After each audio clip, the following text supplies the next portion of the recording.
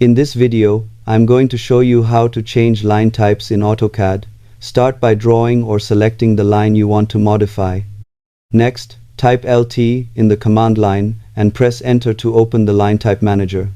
Click the Load button to view all available line types, then choose the one you want, such as dashed, dotted, or center lines, and click OK. Once loaded, select your line and go to the Properties section on the Home tab. Open the Linetype drop-down menu and choose the new line type you just loaded. If the line pattern does not appear correctly, you may need to adjust the line type scale for better visibility. You can experiment with different line type scales until the pattern displays exactly as needed. This is especially useful when working with drawings that use different units or scales. Using different line types helps organize drawings and clearly distinguish between various design elements. Thanks for watching, and happy drafting in AutoCAD.